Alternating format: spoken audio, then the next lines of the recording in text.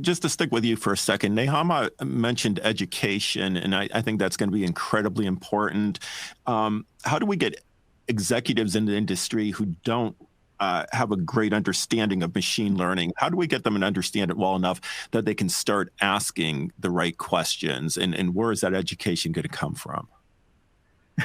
Yeah, I try to at least give a lot of webinars on it in a sense, and try to take it away from being a technology problem. I think it gets framed today in a lot in technology and the model methods as with deep learning, but in my opinion, machine learning it's much simpler than traditional learning from a business point of view, because you have to define what is the questions, as was said, what is the questions you're trying to answer, and generally what we do in Study Startup, all customers want speed, so how fast can you do it is often the question, but it's also the cost and quality. So I think it's even understanding your own business and what is it you want to have answers, because that's what the machine learning would predict. And with that, then machine learning will also start giving you real insight on what will make a difference. What is the features or factors that will impact your goals?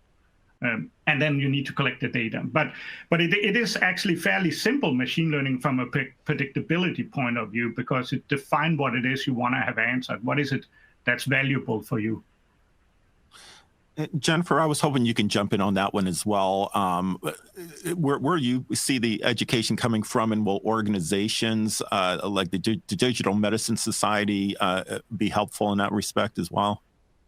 Yeah, that's exactly right. It's a really important sort of tenet of what we do, which is, we recognize this whole sort of digitization of healthcare as requiring, extraordinary sort of interdisciplinary knowledge.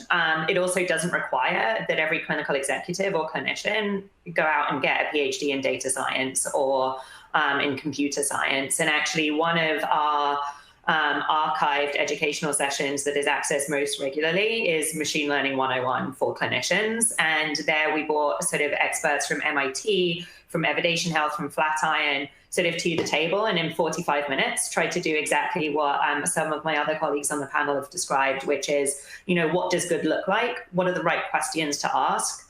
What are good answers? And what should you be eyes wide open to? I also think, so obviously the education piece is important, and I think sort of organizations like Dime, sort of disinterested but very passionate about success of the field, is a great place to look for that support. I also think that we need to stop having such silos between our clinical experts and our technical experts. Every clinical company does not have to become a tech company. However, I think having a trusted technical member of the team who is not in another building, who is not at arm's length, who is actually part of that strategic decision making, if people are serious about using a variety of different digital tools to solve some of their most pressing problems, will actually benefit folks. Again, I don't think that clinical organizations, medical product sort of development companies need to internalize all of the expertise, but at least have some expertise in-house to be able to help triage those decisions, to be able to help identify the best partners out in the vendor world, so on and so forth. I think we need to both have a higher baseline of understanding across all disciplines. For example, we expect our technical colleagues to have a sense of clinical workflow, for example, but we also need to stop sort of having these sort of clear delineations and silos between the different sorts of expertise we need to bring together.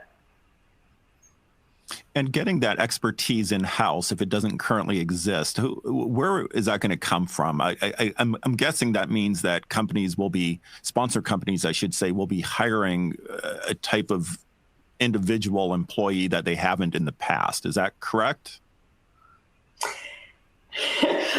I'm chuckling a bit because what I wanted to say was, yes, them and everyone else.